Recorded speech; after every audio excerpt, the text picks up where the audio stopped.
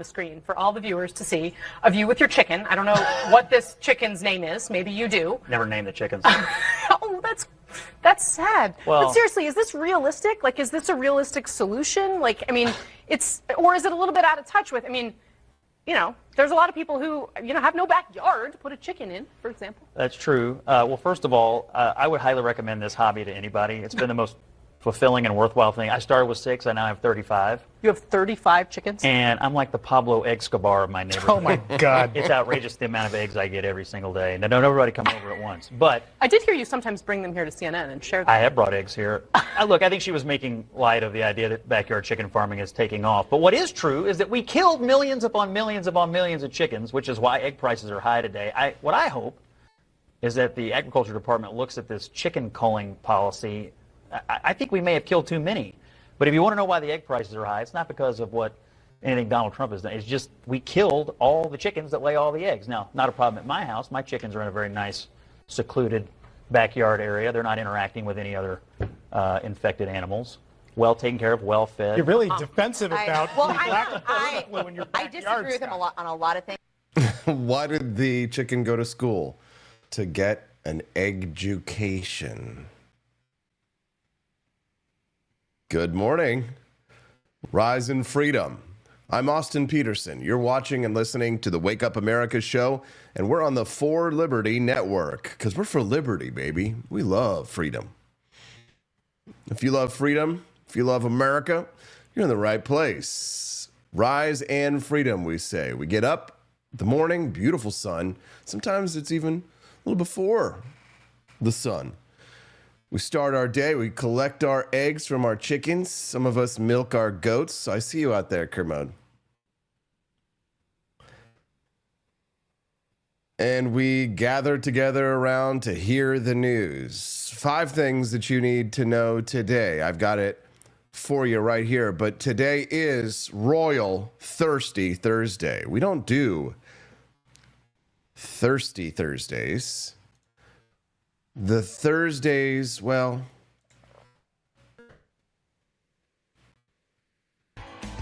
the Thursdays, they are royally thirsty. How's that?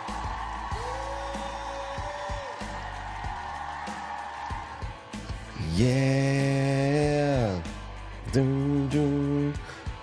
Avian flu is the primary cause of shortages and price increases. The ongoing outbreak of highly pathogenic avian influenza has killed millions of egg-laying hens. Well, I say killed, but we killed most of them. In December 2024 alone, 13.2 million hens were lost, contributing to a total of over 166 million birds affected since January of 2022. This has driven egg prices to record highs, with the average price hitting $4.95 a dozen in January 2025. Remember when you used to be able to go to the grocery store and get eggs for like $2.25 or $2.98? And it sucks just because this is like, I'm transitioning away from eating oatmeal in the morning to start my day. When I used to go into the studio, I would have like a hot bowl of oatmeal, get my day started. And it's not a bad breakfast. But I have found that I do better with 2 eggs, just a couple of eggs. Get that healthy protein. And we put it over rice and a little soy sauce, a little sesame, a little sesame oil, sesame seeds, and you put it over a delicious little bed of rice. And that's a really delicious breakfast. Yes, they are a great superfood. Floby Tenderson, I'm glad you're here. I know you were upset last night about the King's speech on the show today. So I hope that you will still stick around today, because we will have the king of all libertarians today at 7:30 a.m. Co-host of the Great Liberty Tonight on the For Liberty Network. Forsooth, the king doth arrive at 7:30 a.m. Central. And let me just tell you, we are going full medieval times. No! Floby. No, God, please, no! Floby. No! You need to be more supportive. You got to, sometimes you take a negative and you push it through to make it a positive. That's what JD Vance is doing with all of these memes. Have you guys been seeing all these memes of JD Vance and he's like 300 pounds and he's bald and he's staring at the camera like he's going to murder you? But for some reason, they're amazing. I saw somebody in the chat earlier saying J.D. Vance is a meme factory. It's true. He is a meme factory. Click the like button on the stream if you haven't already. If today's your first time watching the Wake Up America show and you say, this is a great show, click the follow button. You'll get a notification when we go live, which is 5 days a week, Monday through Friday, 7 to 9 a.m. Central Time. If you're sunning your buns at the Gulf of America this morning and you reach for your boring old cup to get a drink of water or whatever, rum, whatever you drink, then grab yourself a Gulf of America cup at forlibertyshop.com so that you can have fun sunning your buns on the Gulf of America. Zed the Head is saying, I'm being more supportive, and he is, because he blessed me with something. Can you bless me with something? Oh, gosh. Money-wise. Please. Can you suck it? Squeeze me? Don't need to be that supportive. Mrs. Peterson would be very upset. The Supreme Court is taking on a censorship case. Free speech is on the line. The Supreme Court kicked off arguments today. It's a blockbuster case. There's a challenge to the Section 230 protections, which shield companies like X and Meta from liability for user content. Conservatives are fed up with what they see as blatant censorship of right-leaning voices. This is things like shadow banning and deplatforming. Right here, look at I'm Mr. Shadow Banned and deplatformed himself in so many ways. Yes, I have been deplatformed. And I'm actually still demonetized over on YouTube. I think that comes back in like 10 more days or something like that. But I don't count on YouTube. We count on we invest in Rumble. The Biden was lobbying for broader misinformation crackdown, citing public safety. Critics say it's a power grab to silence dissent. There was a post from Elon Musk that he made on X back in 2023 that that spiked after users were hinted with like reduced moderation. And everybody loved this tweet. Everybody loved the idea, right? If SCOTUS rules against big tech, expect a seismic shift. The House Republicans rolled out a tax cut package, slashing the corporate tax rate from 21 to 18%. Thank God. And trimming the top individual rate from 37% to 35%. More. Alongside a $50 billion cut to IRS funding over 5 years. More. Speaker Mike Johnson called it a win for working families. But the problem is, of course, $1.5 trillion in projected deficits over a decade ain't exactly fiscal restraint. Yeah. No major spending cuts to offset it, and loopholes galore for corporate donors. Of course, the Tax Foundation estimates it'd boost GDP by 0.7% long term, but is that estimate because it includes government spending in the GDP? I mean, how much of that is the government spending of that 0.7%? I don't know. Austin, rawr, cranky libertarians. Now the ATF has been trying to regulate our pistol braces into oblivion and trying to close what they call a loophole, letting felons buy guns at gun shows, they says. There's a rule that the ATF has been trying to push now for a long time, and some Republicans are finally starting to push back. So despite committee votes, resolutions, and fiery speeches, pro-gun rights lawmakers last Congress were stymied when it came back to rolling back Biden-era firearm regulations. House Republicans voted to overturn a rule that cracked down on firearms with stabilizing braces, only to have Senate Democrats reject the effort. One long-shot bill to abolish the Bureau of Alcohol, Tobacco, and Firearms, yes, never made it out of committee. Oh. Yes. No. Yes. So now with control over Congress and the White House, though, Republicans are well positioned to spike Biden gun regulations and exert their will over the agency tasked with regulating firearms dealers. And they've, of course, long been a target of conservative and libertarian ire. Let's get them. Get them. And Floby Tennyson donated a couple bucks and said, I don't have a problem with the king shtick when libertarianism is all about power to the plebes. He should run a bid axe. I don't know what that is. Is that a Minecraft thing? He should at least intern as a medieval times employee before putting on a crown. That's mean, Floby. That's mean, Motari.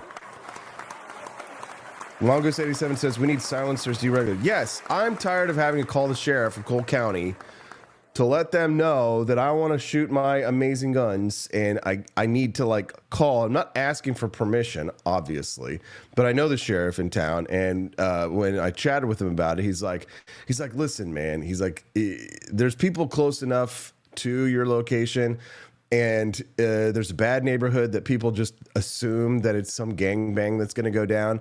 And so please just call us beforehand, then we won't have to come out, because it is annoying when the sheriff, the deputies show up to your house and it's just like, come on, guys. I thought this was America. That's what I actually said to him. I was at the local Republican Party meeting. You guys don't know what shenanigans and hijinks I get up to when I'm off camera that I'm not recording. Yeah, I was at the local Republican Party meeting, and the sheriff was there, and I was just very, very solemnly, I was just like, I do get visits from the officers when I'm firing my guns legally on my property where I'm legally allowed to do it. And the police officers arrive, and I said, Sheriff, I was under the impression that this was America. And the Republicans all laughed.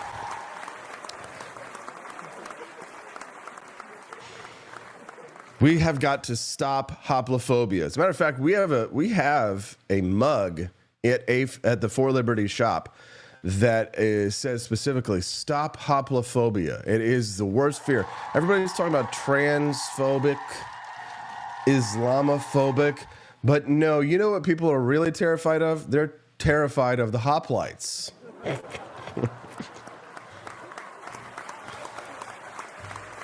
She's no hoplite farmer, though. She's Camellia Peterson, joining us at 8 a.m. Central Time today. Camellia, she take me running and run Argentina. She's trying to have an affair with Javier Milei.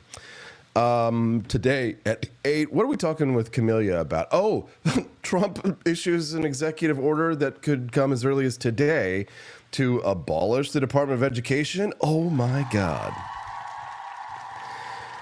Camellia, we take your money and run Argentina. Ashley Ann, what's up? Good morning. Is the whole family there? We're so grateful that you guys are in our lives. Dad Bod Baboon as well. He found us because we were on the 3rd page of the search results and decided to stick around. He liked us so much. Floby and Quest Fanning and McMurdon. What's up, McMurdon? It's been a while. Mongoose87. Robbie Thurman, he knows what I'm talking about with the ATF. Drew Van Runkle, Caleb Vanderfelts, L-Dubs, my boy, my man. Zed the Head. Zed's dead, baby. No, Zed's the head. We're going to have Camellia Peterson at 8 a.m. Central Time talk about the potential for shuttering the Department of Education. It's exciting times to live in for people like ourselves who think that it's time to get the government out of education entirely. You know what I'm saying. Good morning to the bringer of steel, Joel Lattimore. Man, we're all excited to see each other. I'm happy you're here. We're going to have a great show today. I've got 3 guests. We've got the king of all libertarians joining us at 7:30 a.m. Nice to see you, John Rail. At 8 o'clock, we've got Camellia Peterson to talk about Trump's executive order abolishing the Department of Education. Allegedly. We'll see it today. And at 8:30 a.m. Central Time today to continue our Thirsty Thursday. I hope you're thirsty. If you are, you know what to do. Because Daniela Pensack joins us live on the show. 1, 2, 3 guests.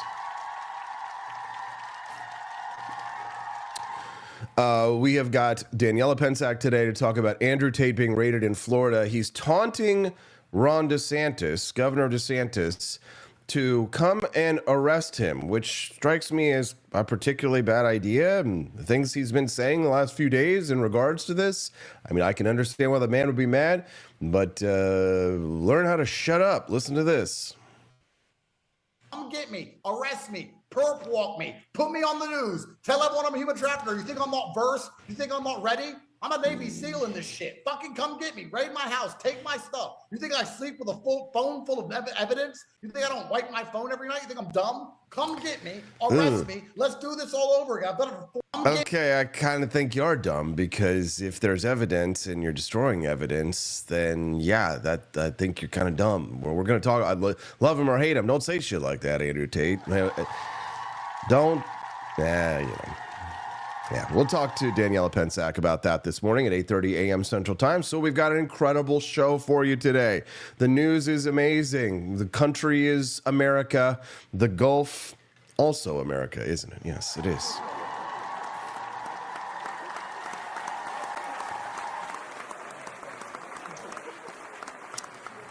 L-Dub says, Tate is an idiot, but I don't think Florida should be prosecuting him since they don't like him. Well, I don't know that that's the case. I mean, I don't think that people in Florida like Byron Donalds would throw away their career, their good name, and Ron DeSantis and many of the prosecutors that are looking into the Tates. I don't think that they would overextend themselves to go for a prosecution if they didn't have very strong, compelling evidence, because they know that it just harms them with their base. Because, well, there aren't a lot of leftists or left-wingers who are supporting Andrew Tate.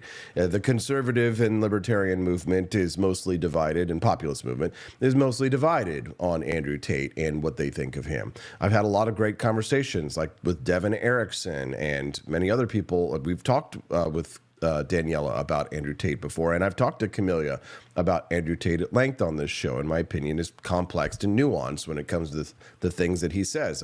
I try and divorce a message sometimes that someone advocates for from the person themselves to the greatest extent you can. Of course, there are some things that are just ultimately completely tied to someone and their personality. But when it comes to the Andrew Tate question, we'll dive into all of that. We'll hear your takes. I'm interested to hear your take, L-Dubs. Why do you think that the Florida lawmakers and top cops would go after him if they didn't think that they could get a conviction? And I mean, they're conservatives. These are social conservatives. So they're not happy seeing the videos that are coming out of Andrew Tate beating on and slapping around what appear to be and what allegedly was a 15-year-old girl at the time. If we're angry at the things that Jeffrey Epstein did and we want to find out the Epstein list for the reason of the child exploitation that's going on, certainly those rules should apply universally to the Tates. Am I right? I would think. You would think. I don't know. What do you think? Did you know that you can text the show at 573-319-1586? The text line is fun because a lot of you will just text us out of the blue. We're just hanging out. Stephanie and I working side by side. Now we got the computer set up here so that she can just sit like right there, and see her, she's got her own keyboard. We've got the dual computers set up here, and we work together during the day. And sometimes we get text messages from you guys, and it's fun. And we work with you guys, and we help you with your orders at the shop, and answer customer questions. And sometimes we're just chatting, and sometimes we even give you guys a call directly while we're sitting right here at our desk. You can text us and let us know what's on your mind anytime, night or day. So for those who listen to us later on iTunes or Spotify, you can text us too, and we'll get your message, and you can react to the show. We love to hear feedback, positive, negative. 573-319-1586. That's 573-319-1586. That's the text line. We're going to go speak to now the king of all libertarians. Don't worry, he's a benevolent dictator. He means well, right? But this is not a democracy. It's a cheerocracy. We'll be right back with the King Libertarian on the Wake Up America show on the 4 Liberty Network.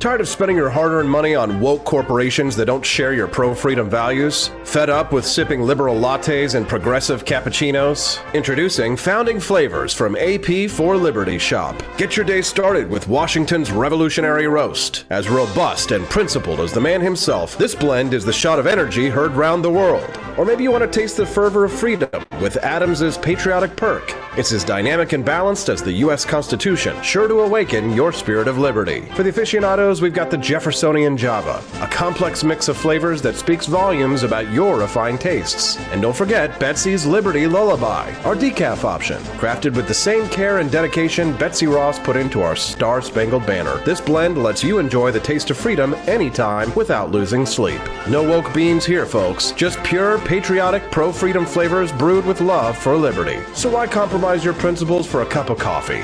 Stand up for your values, perk up your patriotism, and start your day the American way. Get your Founding Flavors at apforlibertyshop.com.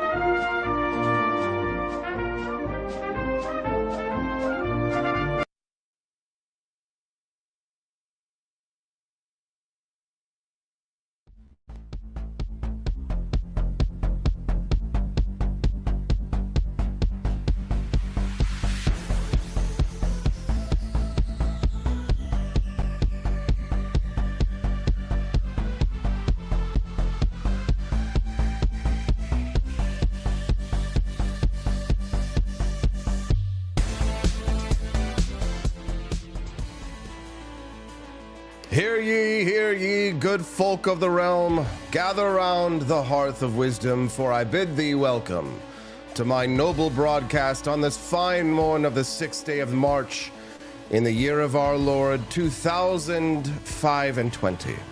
This day we unfurl the banners of mirth and discourse and summon forth a most worthy guest, the King Libertarian, a sovereign of free thought, clad in the armor of liberty, wielding the sword of reason against the tyranny of overreach. We bring to you this thy noble liege. He doth grace our hall to parley on matters most pressing and foul, the great calamity of the chicken egg dearth, wherein the cluckers fall to plague and the coffers of the common man groan under prices most steep. This, that, and more.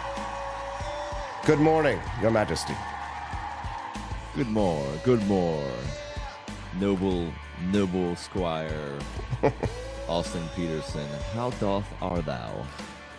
Excellent well, sir. You are a fishmonger. We are grateful to have you. Good morrow, King Libertarian. Good morrow. Tidings abound that Trump, Lord of the White Keep, doth prepare an executive decree to smite the Department of Education from the realm. What sayest thou of this bold stroke, and what might it bode for the yeoman's learning? Yes, hail, fair host, and ye all listeners this dawn. Verily the trumpets blare that Donald J. Trump, High King of this land, doth ready his quill to strike down the Department of Education with a single edict, a deed long whispered in the halls of liberty. This parchment, 'tis said, shall bid scribes that felf dismantle their own towers, casting their duties to the winds and perchance to the lords of the realm, whilst beseeching the great moot of Congress to seal its doom. I, the King Libertarian, do clap my gauntlets in thee venture. For too long hath this bloated council meddled in the schoolings of our squires, lading gold upon parchments and edicts that bind the free hands of the shire.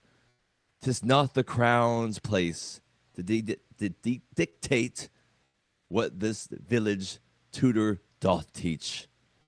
Let the states, those 50 stout baronesses, wield their scepters over their schoolhouses. Yet beware, the king alone cannot slay this beast.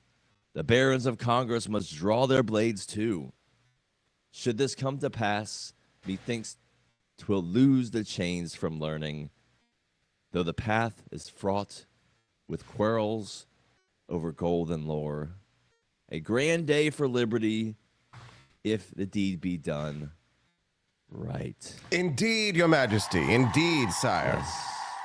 Indeed, the department be a fat dragon, hoarding coins and spewing writs. Let it be slain. Let it be slain. Trump's decree will be a call to the ages. Let it shine forth its path through wisdom. Amen, sire. Amen. You grace us with your presence, Yes. my lord. Your grace. Your grace, O King of all libertarians, across the seas, the United States and Europe seem ever more at odds, be it o'er tariffs, the war in Ukraine, or the bonds of NATO which bind us. What sayest thou of this growing rift, and how may it shape thy realm of liberty? Hail, noble host, and good folk of the waking land. This hour of the king is early for him, but thine hear and thine awaken for the good morning. Verily the discord twixt the United States and yon Europe doth wax fierce, like two proud barons quarreling over a disputed fief. The new lord of the White Keep, Donald J. Trump, doth brandish his tariffs as a broadsword, striking at the Europe's steel and trade, whilst the crowned heads cry foul and muster their levies in retort. In the east, the war in Ukraine doth render the councils asunder. Many a emperor and king, such as ones past, have tried and failed. Trump seeketh a swift and truce, perchance too sweet for Russia's bear, whilst Europe's knights, led by Murs of Germany, call for a shield wall of their own making, free of America's yoke, and know the ancient pact of NATO trembleth. For the king of the West hath scorned its worth, leaving Europe to ponder a realm unguarded. This strife, I deem, is a clarion call to liberty's banner. For if Europe strandeth alone, it may cast off the chains of overweening lords and seek its own path. What's there? We might unshackle ourselves from the foreign quarrels and tend to our own hearth. Let each land rule itself, I say, and let the squabbles of princes bind. Be free of us. Yes, Your Be Majesty. free of quarrels. And such as the founders of the fathers once said, let us be unchained from these entangling alliances. Amen, Your Majesty. Yes, Your Grace. Our benevolent dictator, the king of all libertarians, you may find his royal words and his decrees at King Libertarian on the Baron Elon Musk's X website, at King Libertarian for a follow, and thine word be true. My next question, Your Majesty, I do realize this is an early hour, and we are grateful that you would grace us with your presence, Your Grace. But, my king, let us turn to a tale of freedom one. Ross Ulbricht, once Lord of the Silk Road, hath been loosed from his dungeon by Trump's royal pardon. He stood proud at Trump's speech with the knight, Massey, at his side. What dost thou make of this deed and its meaning for the cause of liberty? By my troth, a joyous day has dawned, fair host, for Ross Ulbricht, once clept in the dread pirate Roberts, is free at last. This goodly man who forged a marketplace beyond the king's grasping hands stood in chains for nigh 12 long cold winters.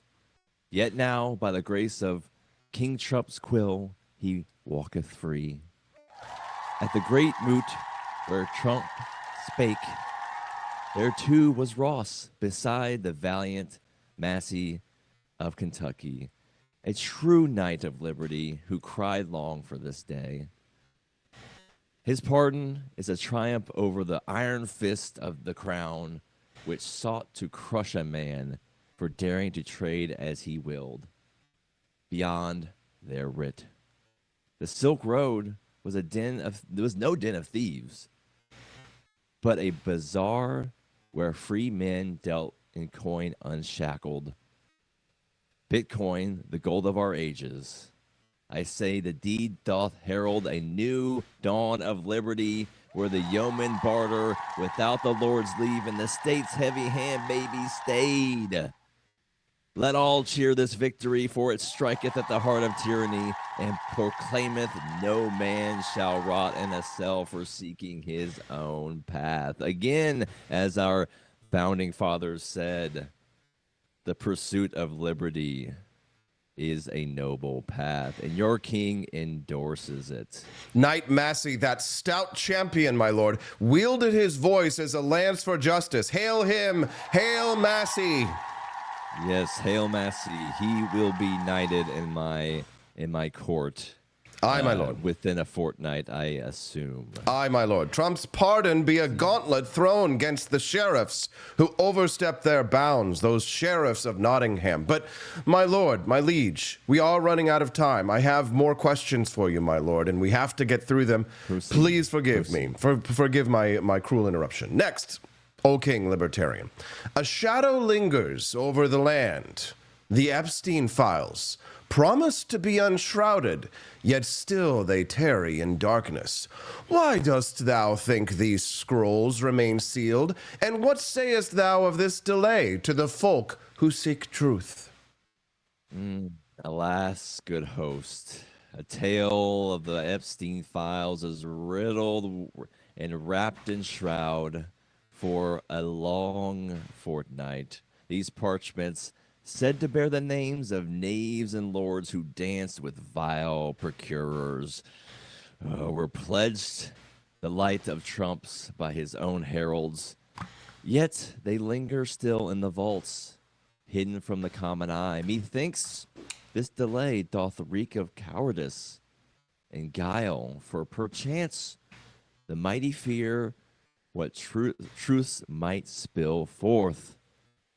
Many a lord and king and baron may be caught up in this dastardly web. Epstein, the dark baron of sin, wove this web over the high and low, and many a noble brow may sweat should the ledgers be laid bare. The folk cry for justice, yet the crown dallies, mayhap to shield its own, or to barter silence in its favor. I, King Libertarian, say this: let the files be flung wide, let the sun burn away the rot. No king or court shall hoard its secrets, for the truth is birthright of the free. This tarry doth both stoke of mistrust, and the longer it endures, the louder the clarion of liberty must sound. Release those scrolls, and let the people have justice over the keeper of the keys. The delay be a jest upon the folk. Shall we ever trust a crown that hides its sins? Epstein's shadow toucheth many a hall. Cast it out with the light of day. Truth be the sword of liberty, your majesty. Wield it, and let no parchment remain sealed. Hear, hear. The king endorses your strong words. Thank you, sire. Thank you, your majesty. Your grace, a final question before thou must bed thy royal wenches. Lastly, a storm brews in the Southlands. Andrew Tate, once banished, returned to Florida only to face a raid by the sheriff's men. This hath split the right asunder, with some crying foul and others shunning him. What sayest thou of this fray and its portent for the realm? Hearken, worthy host, to the tumult in fair Florida, where the Andrew of Tate, a brash knight of the manosphere, hath landed only to beset the sheriff's hounds. This man, who rode from Romania's shores with his brother, bearing charges yet unproven, sought refuge neath Trump's banner. Yet scarce had he set foot in the land when the law did raid his keep. Now the right, that stout host of warriors, doth splinter like a riven shield. Some hail Tate as a free voice, a rebel against the woke clerics, crying that his woes be the crown's vendetta. Others, led by DeSantis of Florida, brand him a knave unfit for the ranks.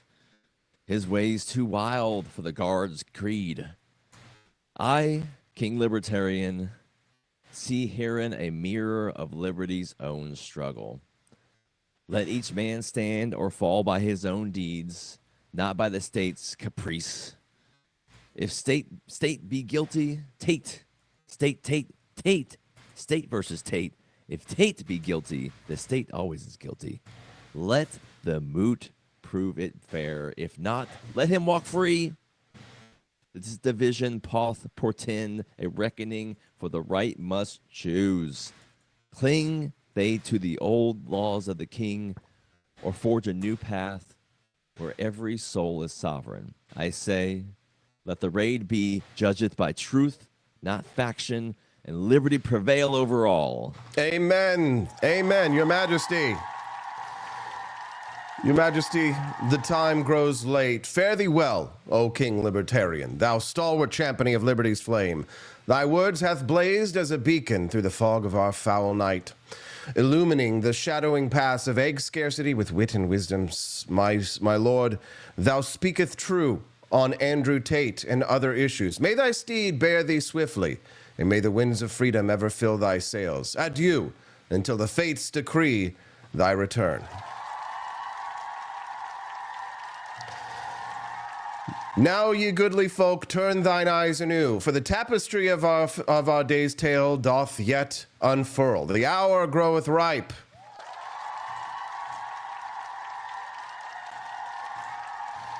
The hour doth grow ripe. And we call forth two peerless ladies of the realm, the fair Duchess Camellia, whose grace doth rival the dawn, and the valiant Princess Daniela Pensac, a beacon of resolve amidst the storms of truth. These noble dames stride into our keep soon to wield their quills against two matters most dire: the sprawling fiefdom of the Department of Education, where parchments of power stir unrest, and the curious chronicle of Sir Andrew Tate, that knight of brash renown, whose deeds and words do echo far. Raise thy voices and cheer, ye assembled throng, for these twain shall bring clarity to the midst of government and the clamor of modern chivalry. Let the horns sound and the banners wave. Duchess Camellia and Princess Daniela Pensac approach. Prepare thyselves for a joust of intellect and revelation anon.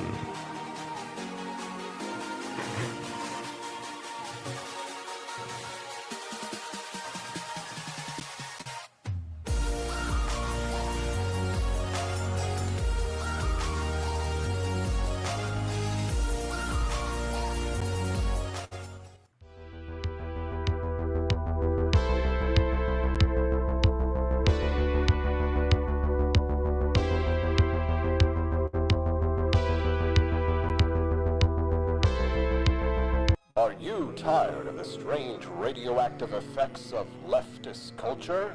Do you ever wonder what happened to good old-fashioned American values? Well, fear no more, because there's a new force fighting back against the cultural rot of today. Introducing Culturama, a right-of-center talk show that's taking back the future today.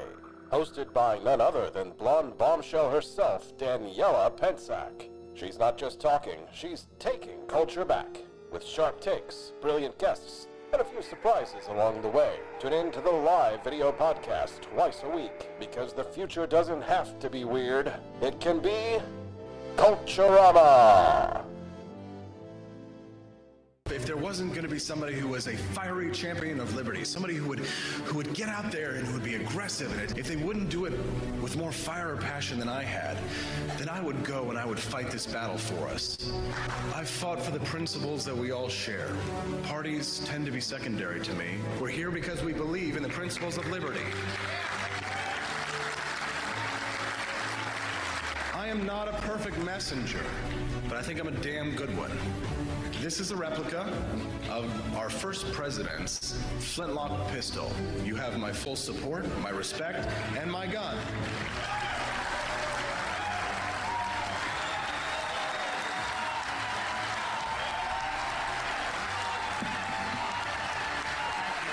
I think that the heart of my philosophy is much more libertarianism than well, that's the fashionable word these days, I guess. A conservative is no longer just that. He's a libertarian, and always has been.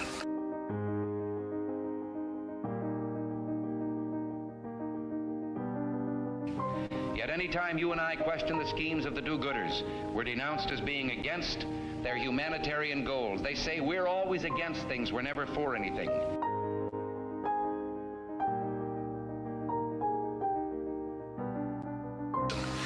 What is fascism? Fascism is private ownership, private enterprise, but total government control and regulation.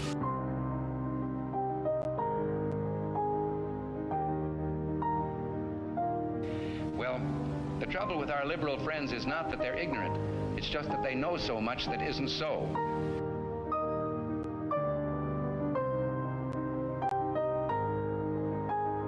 If we lose freedom here, there's no place to escape to. This is the last stand on earth.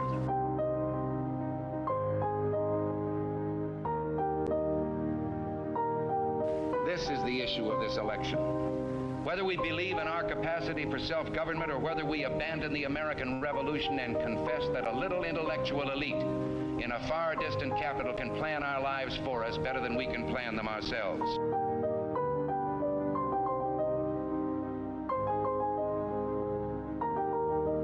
The conservative, so-called, is the one that says less government, get off my back, get out of my pocket, and let me have more control of my own destiny.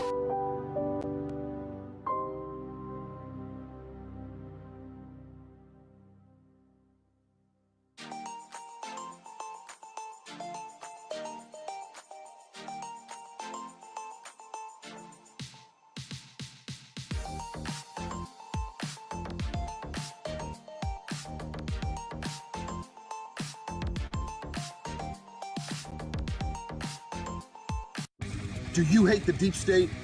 Do you reject the Antichrist in all his ways? Do you believe that aliens controlled LBJ to assassinate John F. Kennedy?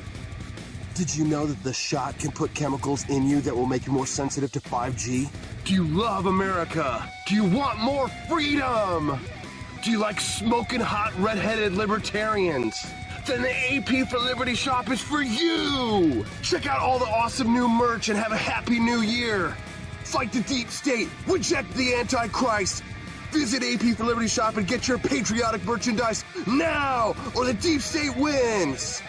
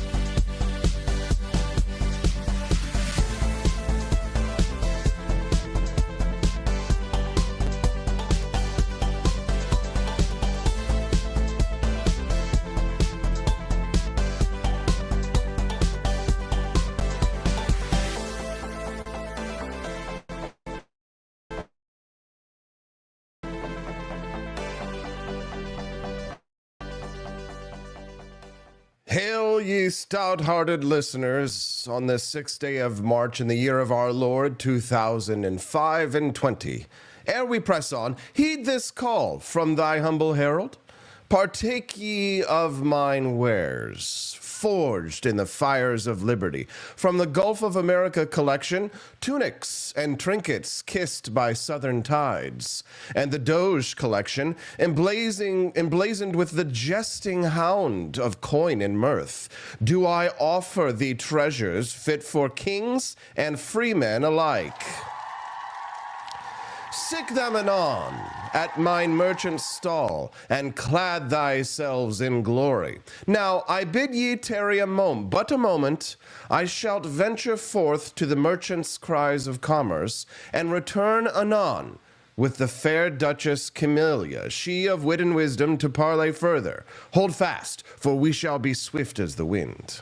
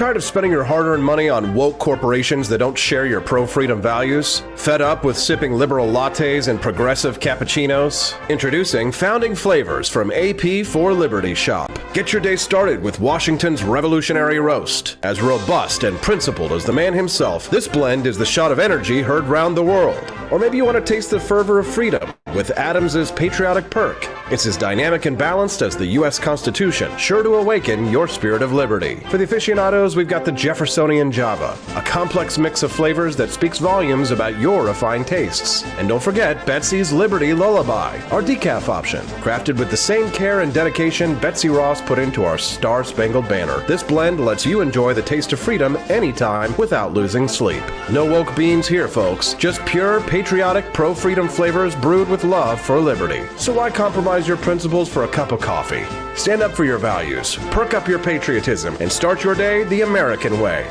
Get your founding flavors at apforlibertyshop.com. Hearken ye folk, on this 6th day of March 2020, I call forth Duchess Camellia to speak of a bold decree. President Trump doth plan an executive order, mayhap today, to abolish the Department of Education. The Wall Street Journal's draft scroll bids Secretary Linda McMahon to shutter it, claiming federal rule hath failed our children. Wait, I'm still yammering like a bard. All right, let's switch gears. Give it up for Duchess Camellia, here to dish on Trump's big swing. He's set to axe the Department of Education, with Linda McMahon leading the charge to send it back to the states. Oh my God. It's a long shot, needs 60 Senate votes to fully unwind per the law. And Project 2025's got wild plans like loans to Treasury. Camelia's got the scoop with her sass and her smarts. Hello, my lady, the Duchess. Good morning. Are you gonna, so when we're going around, walking around Jefferson City next time, if there's a puddle, are you gonna throw your coat down so that I don't have to step in it? My lady, anything for the Duchess, of course. No, I thought this was a no white knighting zone. No, chivalric knights have returned. Glad to have you here, Camellia. Thanks so much for joining us live for your regular Tuesday, Thursday spot. I like your Thursday spot better because it's closer to Friday, you know what I'm saying? That's fair. I can't complain about that. Yeah. Liberty's on the march, it seems, not just on the federal level, on the state level as well. I've been having all these great conversations about school choice. But this is the big one. This is the big kahuna. This is the bluefin tuna $1 million selling at the meat, the fish markets. I mean, if Donald Trump's executive order, if even half of it is done, if they even follow a quarter of it, Camellia, it's going to be one of the biggest advances in liberty we've had in education in years, won't it? Yes. So, what my first reaction was. Well, my first reaction is hallelujah. She's actually talking about doing it, and he's actually saying something definitive to do it. Now, my second reaction immediately after all, as you know. You want to poop all over it. I was like, how is that going to actually happen? I want to know, what our chances are of actually getting this done. But to that end, though, there is so much value in the fact that we are talking about this so much. I will take that. That's a great thing. Now, but I was thinking about what can, so the executive order was basically instructing Linda McMahon to look at what all she could done to get them started down the road towards ending the Department of Education and everything, I guess, that she's legally able to do, with what power that she has with the department. And I was wondering, what can she do? Because you're right, we need a vote of 60 in the Senate to actually make this happen in any kind of really meaningful way. Because my concern is that you take all of these functions of the Department of Education and, there's a lot of, just like there is at a lot of the state level Departments of Education, there's a lot of mission creep because they don't clearly define what the role of the department is. This probably applies to many, many such agencies. But there are a lot of things that fall under that umbrella, but there are things that, she can do in terms of funding, in terms of who oversees things. So when you talk about mission creep, that part of my concern is that she takes some of the things that the Department of Education has been doing and they just get transferred to another agency. right? Which in some ways, in some cases, that's not necessarily a bad thing because there are things that are more suited to other agencies. But I do expect, I mean, because, federal funding does fund a lot of states who have programs for kids with disabilities in schools, and so special education needs. So I'm curious to see how they're going to approach that, because to me, that is the one area where they will probably receive the most pushback, and people are going to say, what are we going to do for kids with special needs? And I think it's a valid question. I do think that the idea is that this goes back to the states, and states have to be responsible for how they decide to fund their education systems. So, it just is. The problem is with the funding is if they don't get this done, there are so many things that are hampered at the state level. Like, states are probably going to push back and say that they don't want to lose that federal funding. Like, you can be assured that Desi in Missouri is going to be like, hold on. We need that money. They don't need that money, but they're going to say they do. And the problem, but this has been a conversation we've been having here in our state, is that the problem with those federal dollars is that they always come with strings attached. And so that's been a complaint in trying to make reforms to the education here at the state level, is like, our hands are tied in a lot of ways because somebody's going to holler if we cut off the federal funding, but we can't make some of the needed changes that need to be done because those dollars are tied to restrictions that hamper that. Like, when it comes to how we assess, how our kids are learning, and, accreditation of schools, like different things like that. And so it is just, it is a really tangled ball of yarn. And so I don't envy Linda McMahon her task, but I think if anybody is able to do it, she can. I just think that, she has the will to do it. And also she's got the background in it as well. I'm a little skeptical, but I'm very happy that it's being discussed and that at least we're trying to take steps in that direction. A draft of the order directs Education Secretary Linda McMahon to, quote, take all necessary steps to facilitate the closure of the Education Department based on the maximum extent appropriate and permitted by law. That is, to me, very smart language, because there is, I guess the big question is, how much oversight does the executive branch have over this executive branch agency in order to determine how much can be cut or taken away? I mean, Congress established the agency. The president oversees it. So in what sense, who's really got the power here? The Congress funds it. The Supreme Court is already forcing him to fund certain projects on USAID. Now, granted, these were contractors who had already done their work. And so therefore the Supreme Court was saying you can't not pay these people for work that they've already done. But in terms of the Department of Education, do we know, are we in uncharted territory here? Do we know what the president will lawfully or Linda McMahon will able to, is permitted by law to cut? I mean, I think that, I think that it's going to be fairly clear, what falls under the executive purview or the congressional responsibility. I had a little conversation with Grok about this last night. And so some of the things that were pointed out in this is that, obviously the Department of Education was created by Congress. So it can't be done away with completely without an act of Congress. So either they have to repeal the 1979 Act or, have a new law that replaces it.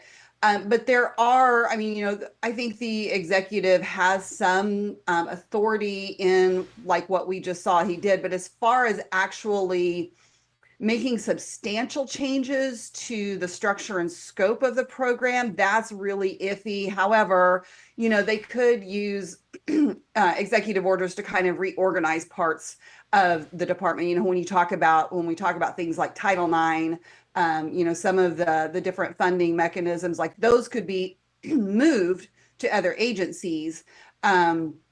and therefore increasingly like minimize, the role of the Department of Education. But in the end, like the question will be, do we get rid of the Department of Education, or are we just spreading it out and calling it something else? I'm speaking to Camellia Peterson this morning on the Wake Up America show. Click the like button if you haven't already. And if today's your first time watching the Wake Up America show, make sure that you set a calendar appointment to come back and join us.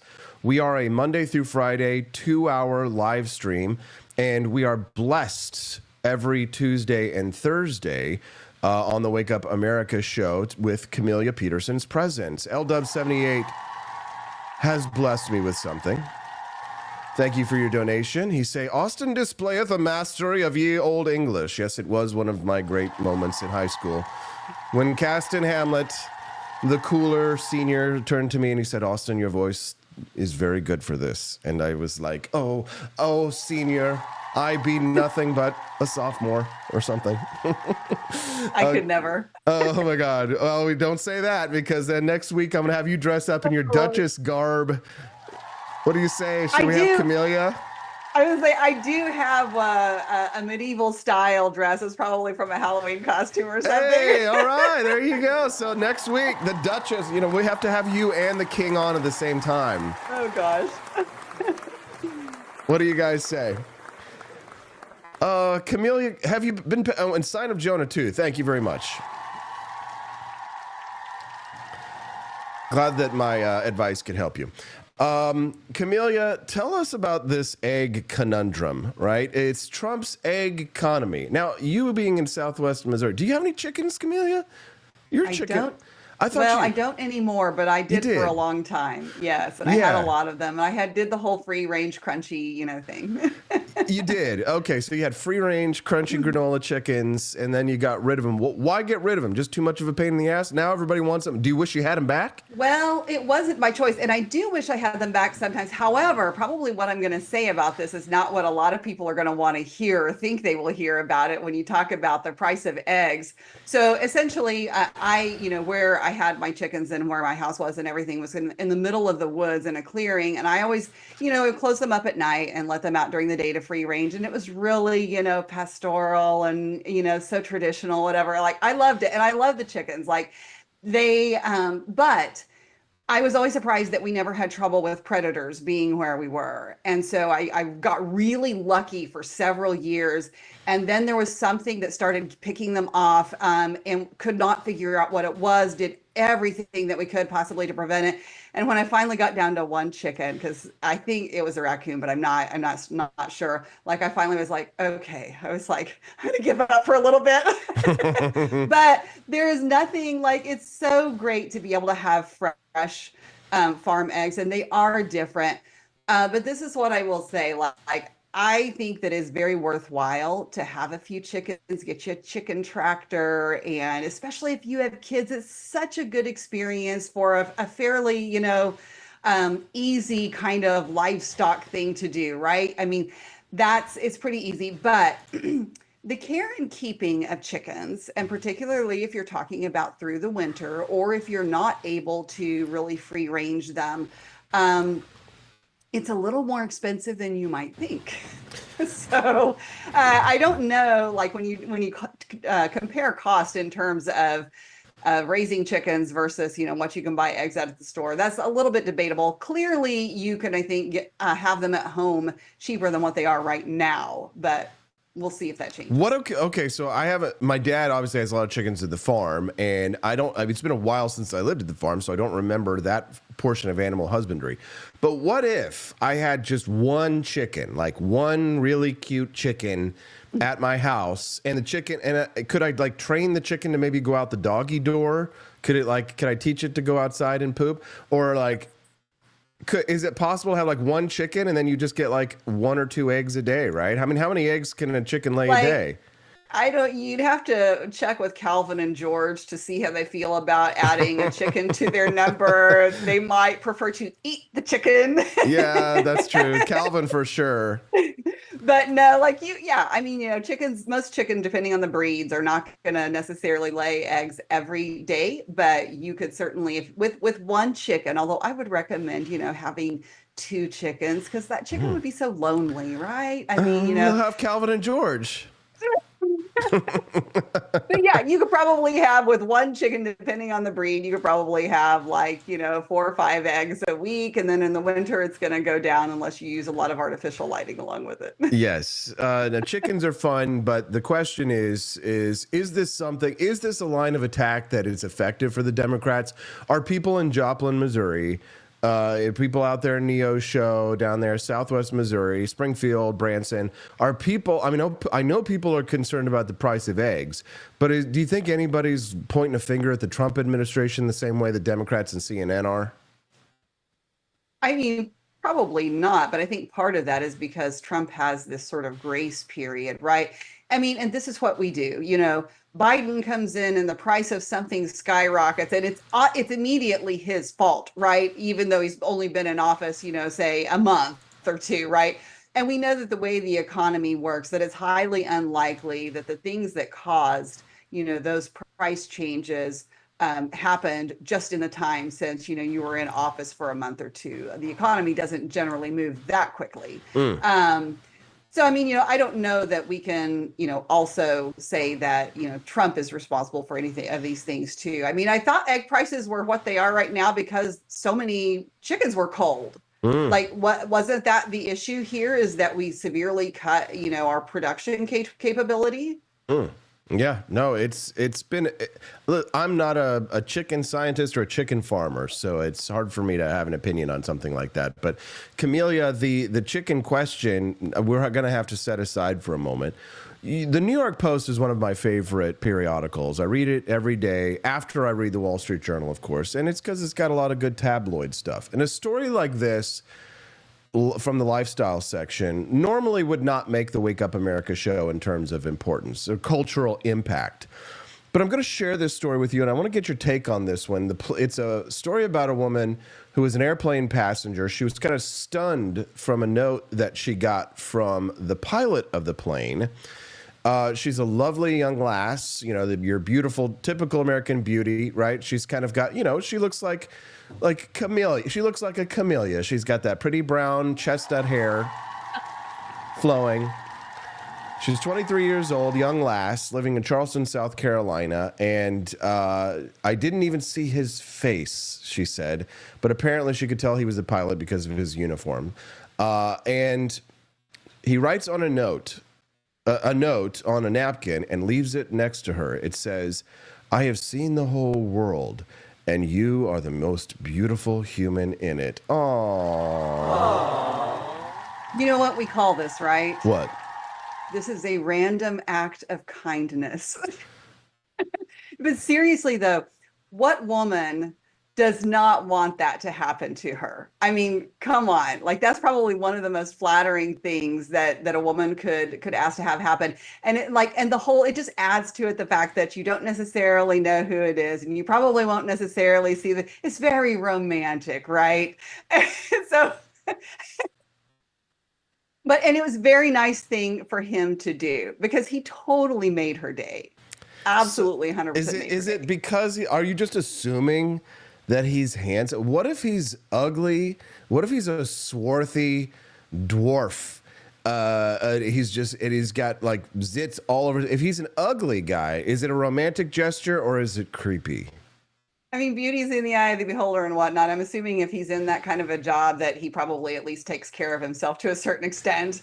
But I would say that no, I think that maybe this is just me. I mean, I think that any time somebody thinks that you are beautiful or that there is something special about you and they recognize that and say that, I mean, how can anybody not appreciate that and someone's willingness to do that? Like, I think that's special. Here's my take on it. And once I say it, you'll say, obviously, I should have seen this coming from Austin, but I don't think you're prepared for it just yet.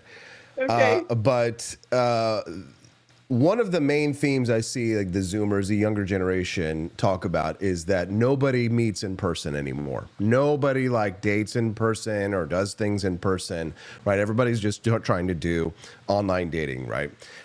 Well, if you, as a man, I mean, if you're going to make a pass at someone, if you're going to make a pass, then you should just do it and not put it on a note and then walk away. And I'll tell you why, because she's blowing up his spot. She's making him famous. And while in this situation, it may not matter, maybe he's married with kids, some people were saying, and he did this, right? A lot of pilots are like nurses in that way. But also, this is why men don't shoot their shot, because they get on the front page of the New York Post if they fail. Yeah. I thank God that the internet in its current form didn't exist. Phones didn't exist in their format when I was dating to a certain extent, because honestly, I would not have survived. It is so humiliating being rejected, Camellia.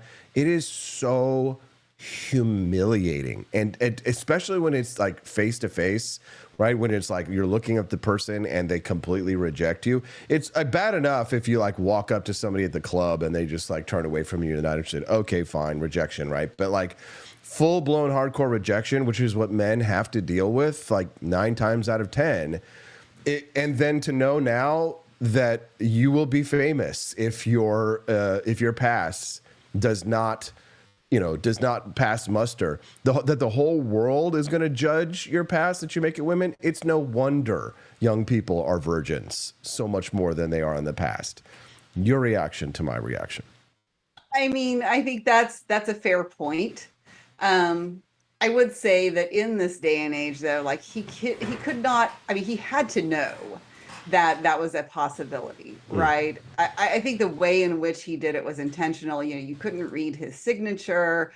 She didn't know what flight he was on necessarily. I don't know if she caught what airline he was with, if she was able to tell that, but maybe not. So like there were enough, I think, things in place that he probably thought he could get away with something like that. But yes, it's a risk. Like that is a huge downside, is there's the risk that somebody can blow you up on social media, and especially if there's any identifying information. But you know what this made me think of? So, I hate Facebook. I'm just going to say but because, I need it for certain things. I get on there because groups of people exist on Facebook, right?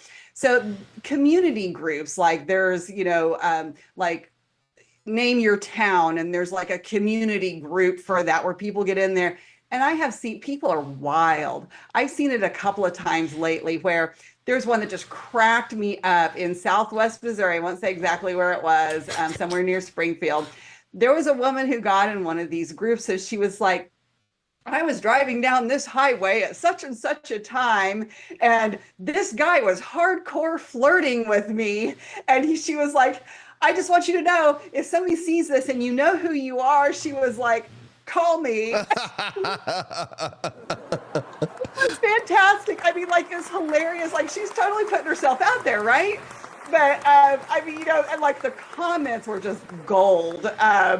But, people are rooting for her, and they're like, how do you know he's flirting? And she's like, oh, we were driving and doing this and that. And I was like, this is just like, okay, so maybe, people are people, and the internet hasn't necessarily killed that, but I've seen things like that more than once lately, and it just is it's funny and it's very human, and I don't know, there are still people taking risks, I guess. Well, yeah, one of my favorite things I used to do when I was in high school is I had this little spiral notebook, and it had really funny like phrases or questions or flirtations, or it would be like, something rude. And like, I would just like turn and look at other drivers in traffic, or me and my buddies. And then we would just like raise the question, like, what's your number? And things like that. And just watch people's faces. And you know what was funny? Even if we were just being funny and we weren't like necessarily being rude, people would get angry at us for I don't know what it is. Like, people in their cars are just like angry most of the time. Like, I guess people just hate driving or something. I don't know. Maybe it's the potholes.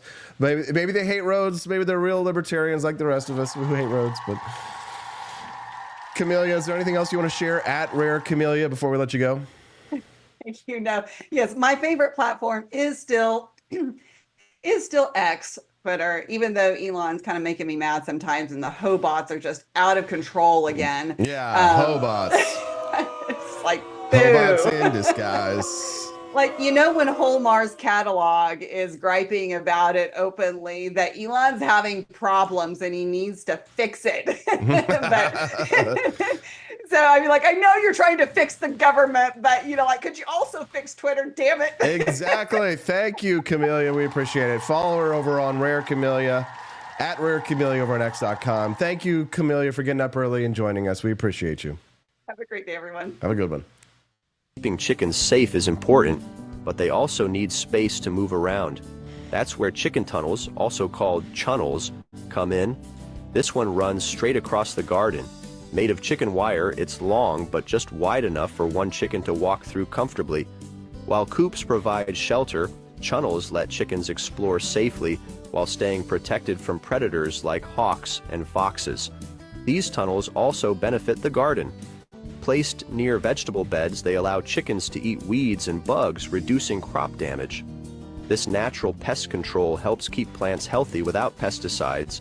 Their manure also enriches the soil, improving fertility over time. Chunnels make use of small spaces while keeping chickens and crops in good condition. Yay! Cool! So cool. Hope you're enjoying it. Good morning. Loving the chicken videos, they say. Good morning, sign of Jonah. Looking very good and very nice. We're so glad to see Whitey White as well as L-Dubs, who donated so gracefully earlier. He blessed me with something, and why don't you? Bless me with something. Oh, gosh. Money-wise. Please. Can you welcome to the Wake Up America show. I'm your host, Austin Peterson. Today is Thirsty Thursday. It's been a very royal Thirsty Thursday. We've got our lovely ladies of liberty here. We've still got one more on deck. We had the Duchess Camellia. We have Princess Daniela Pensac next. I know you guys are excited, but before we go to Daniela, might I remind you that you have the chance, a choice to make about whether or not you wish to be the coolest cat in your neighborhood, in your town, be the talk of the town because you've got the latest and greatest Department of Government Efficiency, that's Doge merchandise. Don't you want it? Don't you need it? Descendant over on YouTube this morning. Good morning to you, sir. It's nice to see your comment. Thank you for dropping a comment. He was asking a question about how to get involved in the Libertarian Party locally. I do not know. I'm a member of the Republican Party, but I wish you the best in that endeavor.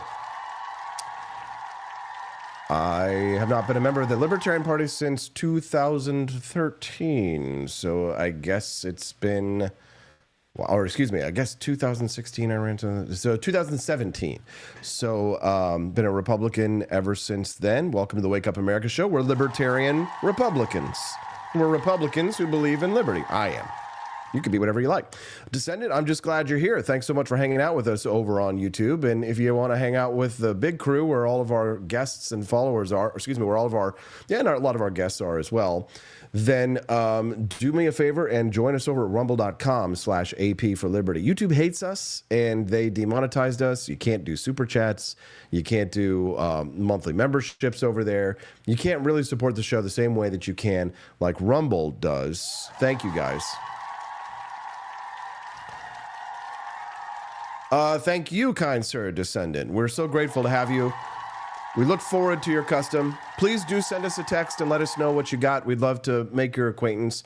You can text this show at 573-319-1586. We've got awesome Department of Government Efficiency coasters, Doge Father mouse pads, Field Agent bomber jackets, hoodies, Doge t-shirts, all kinds of great stuff, but everybody seems to love the Gulf of America collection. It's so popular, especially the Gulf of America beach towel. I love the Gulf of America shark tumbler. It's what I drink out of every day. I carry it with me. I use it at my karate class. People are loving the candles as well, for the ocean smell. We've got multiple Gulf of America designs. And you can only get these designs at 4libertyshop.com. That's the number 4libertyshop.com. Andrew Tate is in trouble. How much trouble? Well, we're going to find out. Let's listen to Andrew Tate talking about the governor of Florida not giving him such a warm welcome now that he's arrived here from Romania. Come get me, arrest me, perp walk me, put me on the news, tell everyone I'm a human trafficker. You think I'm not versed? You think I'm not ready? I'm a Navy SEAL in this shit. Fucking come get me, raid my house, take my stuff. You think I sleep with a full phone full of evidence? You think I don't wipe my phone every night? You think I'm dumb? Come get me, arrest me. Let's do this all over again. I've done it before. Come get me, arrest me. Maybe not the best idea, but let's hear what DC Pensac has to say. Daniela Pensac, Princess Pensac, joining us live in less than 5. Do not go away.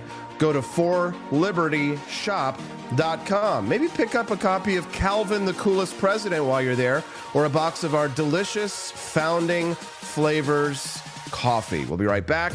It's the Wake Up America show on the For Liberty Network.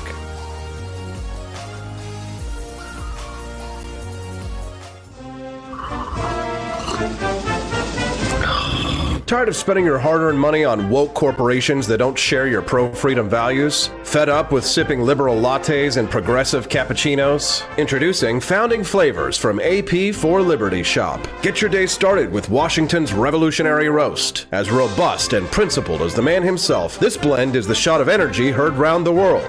Or maybe you want to taste the fervor of freedom with Adams's Patriotic Perk. It's as dynamic and balanced as the U.S. Constitution, sure to awaken your spirit of liberty. For the aficionados, we've got the Jeffersonian Java, a complex mix of flavors that speaks volumes about your refined tastes. And don't forget Betsy's Liberty Lullaby, our decaf option, crafted with the same care and dedication Betsy Ross put into our Star-Spangled Banner. This blend lets you enjoy the taste of freedom anytime without losing sleep. No woke beans here, folks. Just pure, patriotic, pro-freedom flavors brewed with love for liberty. So why compromise your principles for a cup of coffee?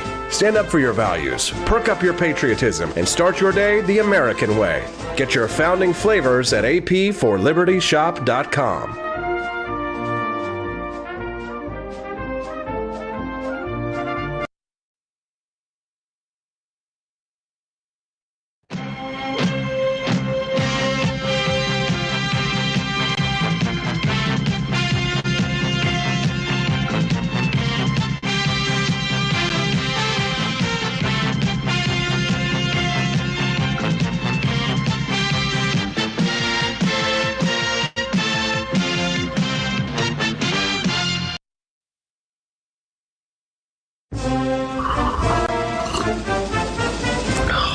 Tired of spending your hard-earned money on woke corporations that don't share your pro-freedom values? Fed up with sipping liberal lattes and progressive cappuccinos? Introducing Founding Flavors from AP for Liberty Shop. Get your day started with Washington's Revolutionary Roast. As robust and principled as the man himself, this blend is the shot of energy heard round the world. Or maybe you want to taste the fervor of freedom with Adams's Patriotic Perk. It's as dynamic and balanced as the U.S. Constitution, sure to awaken your spirit of liberty. For the aficionados, we've got the Jeffersonian Java, a complex mix of flavors that speaks volumes about your refined tastes. And don't forget Betsy's Liberty Lullaby, our decaf option, crafted with the same care and dedication Betsy Ross put into our Star-Spangled Banner. This blend lets you enjoy the taste of freedom anytime without losing sleep. No woke beans here, folks. Just pure, patriotic, pro-freedom flavors brewed with love for liberty. So why compromise your principles for a cup of coffee? Stand up for your values, perk up your patriotism, and start your day the American way. Get your Founding Flavors at apforlibertyshop.com.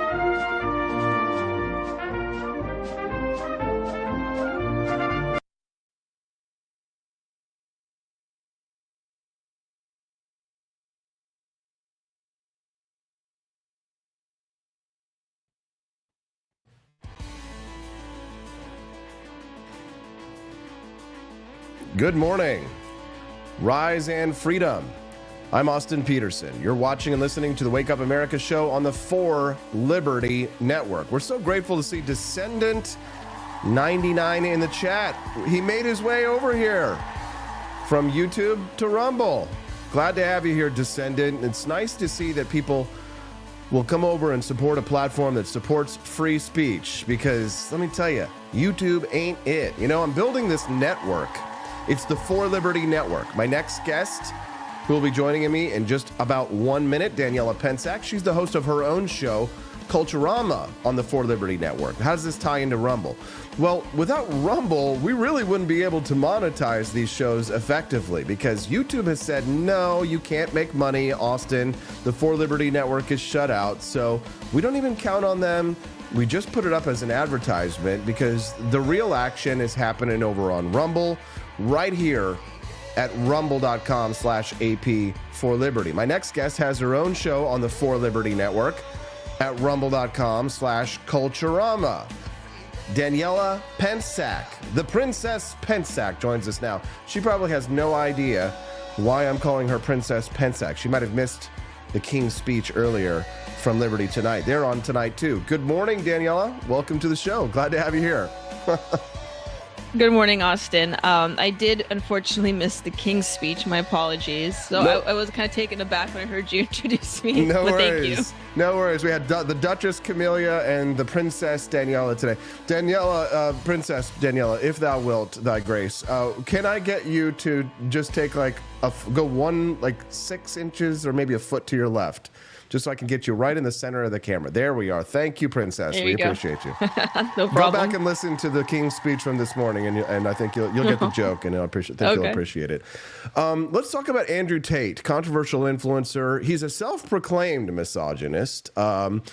He came back to the United States on February 27th in Fort Lauderdale, Florida, with his brother Tristan. They arrive in a private jet from Bucharest, Romania. And this comes after Romanian authorities had lifted a travel ban that had been tied to an ongoing human trafficking and rape charges there.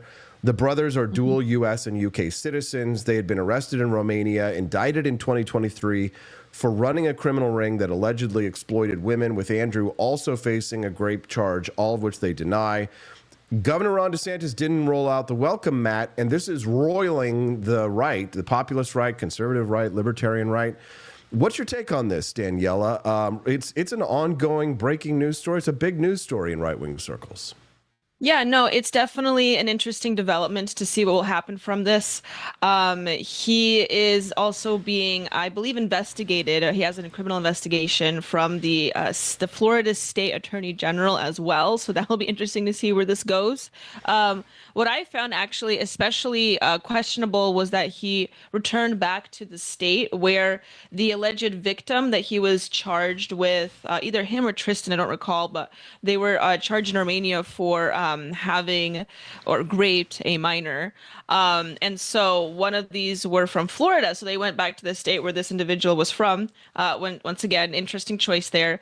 But he is being investigated. And then shortly after, when that investigation was launched, he went on Candace Owens' show and said what he said in the clip that you played, and saying that he is specifically deleting all the data he has on all of his electronics. So even though his electronics were seized, there's nothing that they could find on him. So that was also a very interesting choice. All around, this will be interesting to see what the outcome will be.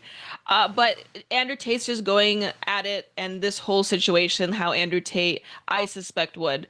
But that's the status where we're at right now. I don't know why they don't flee Florida. I guess you can't really flee, a situation like this. But I also don't know why they specifically chose Florida to fly into. But we'll just have to wait and see what the outcome of this is. Yeah, so on March 5, reports emerged that Tate's Florida residence, though he claims he's never been a resident, was raided. Authorities were seizing electronics as part of this probe. Florida has zero tolerance for human trafficking and violence against women. In terms of culturally how this impacts the right, there's the red pill movement. There are people who are going to be ardent supporters of Tate because he, convinced them to work out, lift weights, be more masculine, et cetera, right? And then there are the conservatives who their social conservatism is at the utmost, the zenith of their, I guess the reason why they exist is to advance social conservative principles, right? Is to advance ideals in line with mostly Christian views, but of course there are some other religions that are in there as well. And this social conservative cohort many of them sort of have anointed Ron DeSantis as their titular leader.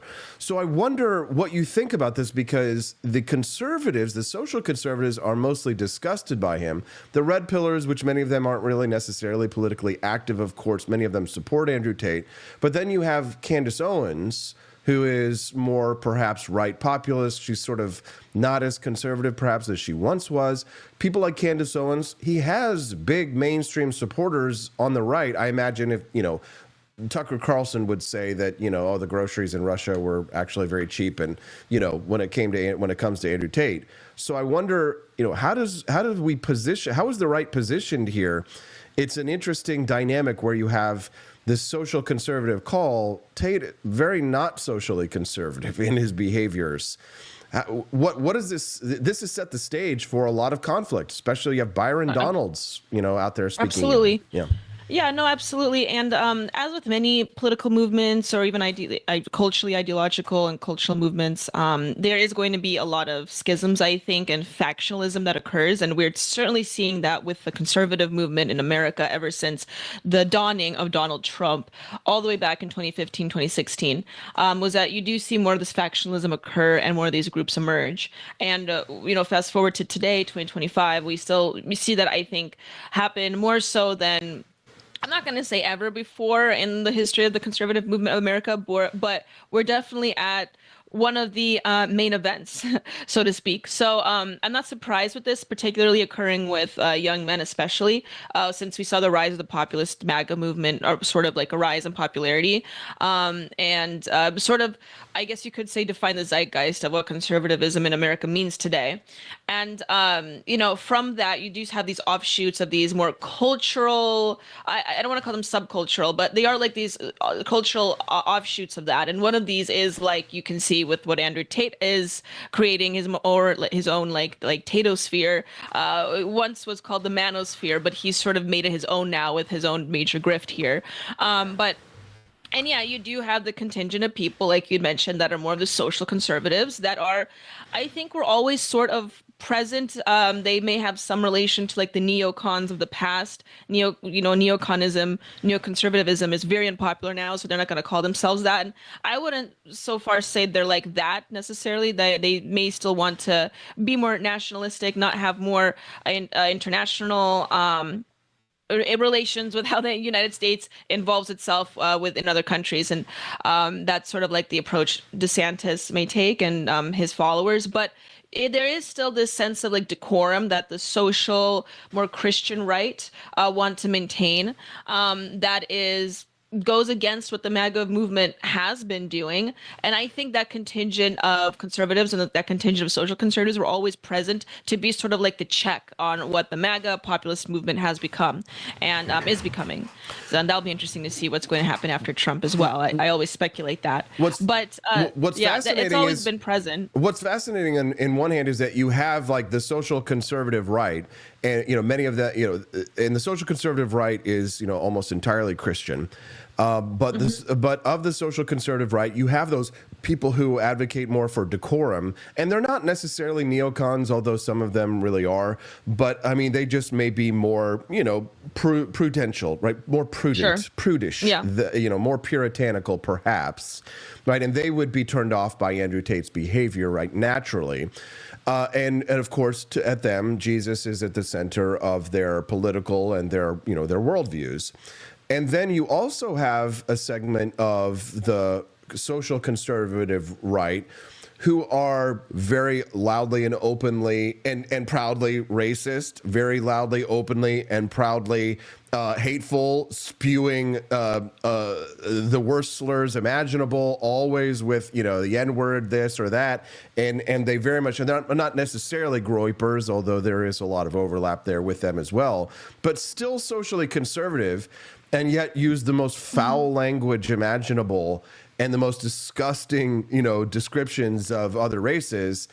And what's fascinating is to see them sort of line up behind Andrew Tate. Of course, he is a mongrel as well, but there is this strange, juxtaposition where, the social conservative, like Christianity in the United States is really very much in flux with the conflict between Catholicism and Protestantism, which we can see played out online.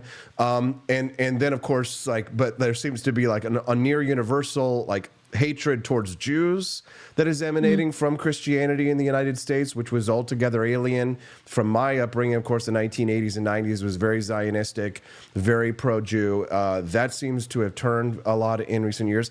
I mean, what do you make of it? I mean, I know you're in the thick of these things, so I know you have deep thoughts about these things. We love reading your Substack, so share with us your deeper, darker brain on these topics of where the social conservative Christian movement, it's a big question, it's a huge question. A really big question. It's a Gordian, unfurl the Gordian knot of these overlapping cultural questions.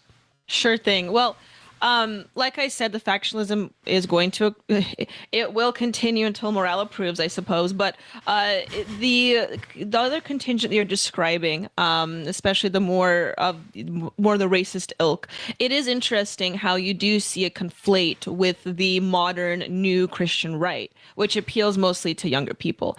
And this is something that we do have to understand when we discuss it, is that this is a newer phenomenon with Generation Z and soon to be Generation Alpha. The older they get and the more they get involved in politics. But is this sort of and it's like a type of anti-establishmentarian, overtly free speech to the point where it gets absurd almost type of attitude.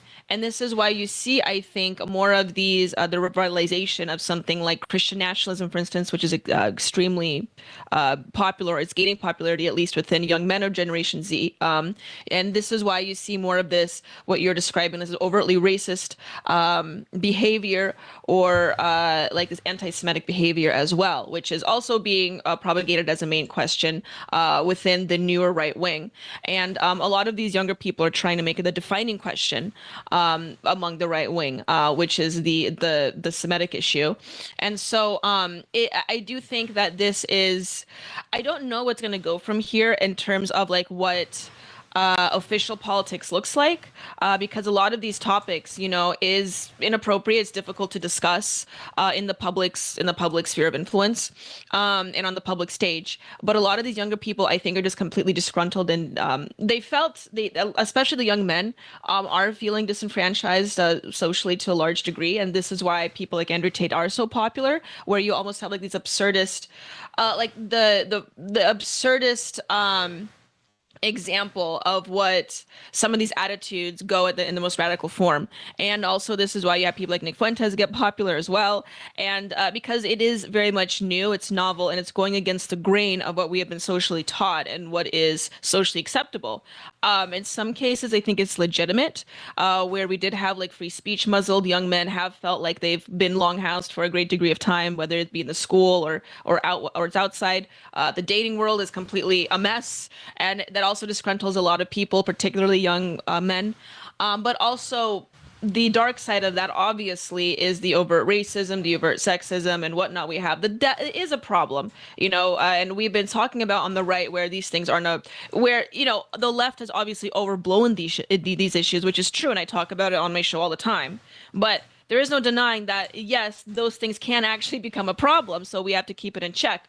And in some way, the Christian right or the social conservative right that you're describing, in some ways, those are still a modern check or a cultural check on some of these other growing absurdist movements, as I like to call them. But on the other hand, you do have some of those that are Christian nationalists that I also think can become a problem as well, especially since you're saying there is a lot of these influxes that are happening within Christianity and the conversation of Christianity specifically. It's certainly an exciting time to be a conservative because we have a lot of changes happening and occurring. Well, what's interesting too is that it's on the racial question there is that we spent so long, being called racists by the left that after a while, eventually, like that attack stopped being useful against the right because they just kept using it over and over and over again. And so in a way, we kind of won the battle because it was like, okay, we don't care anymore. We even took, like, in terms of, like, you know, just culturally, we took back the word retard. You can now, like, officially say retard. You can't say the F word. You can't like actually call someone a faggot in real life, but you can speak about it in such a way without necessarily being canceled. Although if you say something like that on, like, Meta or some of the other social platforms, not on, like, Rumble or X, you have to be careful with words like that. But the N-word, no, they'll get rid of you so fast. But, you know, people like Andrew Tate, they've made a name for themselves by saying words like those out in the public and being proud. So in a way, you know, the right is less terrified of being called the R word, not retarded, but racist, which has led to, like you say, a certain sector of the movement that are tied to that Christian nationalist movement being explicitly, overtly racist and anti-Semitic, which then gives the left the argument back, right? Which gives them the credence to make those remarks. Because I think what happens when you win an election, Daniela, and I've seen it so many times, these factions will win an election and they think it's the last election that there'll ever be. But it isn't, and it's not, and there will be more elections. And we're always wondering what's going to be the left's attack. How will they get us? You know, the public is fickle. The voting public is fickle. Right? Don't give the left any ammunition that they can use against us. It's something that we have to guard against. It's something that we've been keeping an eye on. I have for quite some time, Daniela. You're the host of a show called Culturama. You have a little dog. It's a Chihuahua, rather dysgenic. But despite that dog's dysgenic appearance, our friend Nelson has decided to lay his head on your dog's face on a pillow every night, which I find to be quite hilarious. Thank you, Nelson, for buying from Nelson. From the Culturama collection. Yep. I'm really pleased to see what you've been doing with Culturama. You sold a bunch of bags of coffee in January of your Atomic Blonde roast. And your show is, we like to say, it's taking back tomorrow today. So how are you going to take back tomorrow tonight on your show, Daniela? Well, we're going to be talking and touching on a lot of topics. This one included with the Tate question and the conservative question as well. We'll be discussing Twitch again. They have deplatformed yet another leftist-leaning streamer, which I find quite interesting. So there's a lot of changes happening, especially since Trump got into office. But biggest part of today is that we have Paul Gottfried on my show today, and I will be having an interview with him. It's going to be a bit of a longer interview. It'll be about an hour long, so it'll take up half of the time of my show, but it's my first like really big fish guest, so I'm really excited about that, and I'll be interviewing him and questioning him about some of the similar topics that we have been discussing today, Austin, about conservatism, the evolution of it and what it looks like in the future, and I think it's going to be a very lively conversation. Excellent. Daniela, your show is tonight, 7 p.m. at rumble.com/Culturama. You can be followed over on X at DC Pensac. I highly recommend that you go back on the stream earlier today and check out the King's speech, Daniela. That's why thou art a princess. Will do, Austin. It'll give me a lot of context. Have a great day, and we'll see you tonight on your show. Thank you, Austin. Thank you. Have a good one. What do you guys think? Daniela, have you liked the stream yet? The Wake Up America show is brought to you by viewers and listeners just like you. Did you enjoy the show today? I mean, come on. I felt like we covered a little bit of everything. The secretary abolishing the Department of Education. We had a full-blown medieval times segment with King of all libertarians, talking about Jeffrey Epstein, talking about education, talking about Thomas Massey and Russ Ulbricht. We've talked about, I mean, did we really miss anything? We talked about chickens. We talked about the economy. We talked about eggs. We talked about Andrew Tate. Did you not get everything on this show? Well, that's probably because you might have missed some of the Wake Up America show. Well, don't miss any tomorrow, because tomorrow is Freedom Family Friday. The lovely Stephanie Peterson Smoking hot, redheaded libertarian wifey Steph will be here, and maybe Justin Peterson if we're lucky. Make sure that when you exit the show today, as you're exiting your seats, that you exit through the Grift Shop. Yes, the Grift Shop, or we will send the Godfather after you. Visit the Gulf of America collection on the very front page at forlibertyshop.com. That's the number, forlibertyshop.com. Here's what you're going to do. Get yourself a Gulf of America shark mug. Everybody at the office is going to see it and wish they were as cool as you. They'll want to know where you got it. You'll tell them forlibertyshop.com. And what's in that mug that you're drinking from the Gulf of America? You're drinking the most patriotic brew in the entire country. At forlibertyshop.com, we have, count them, 1, 2, 3, 4, 5, 6, 7, 8, 9, 10 different coffees at forlibertyshop.com. They're delicious. We also have tea. You can have coffee or tea at For Liberty. You can have coffee, tea, or me. Oh. But if you want me, you got to come back tomorrow. Exit through the Grift Shop at forlibertyshop.com, guys. I'll see you tonight on Culturama and Liberty tonight as well. Some more from the king of all libertarians. We'll see you guys then on the Wake Up America show on the For Liberty Network. Bye, guys.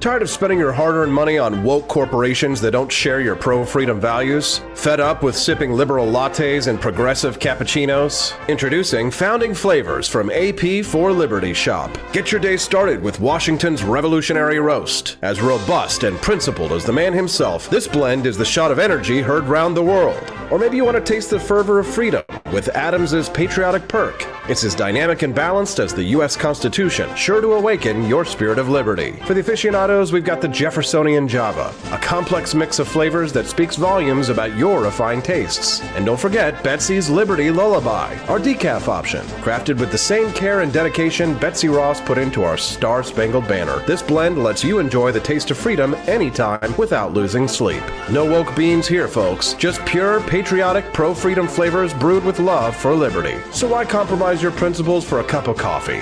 Stand up for your values, perk up your patriotism, and start your day the American way. Get your founding flavors at apforlibertyshop.com.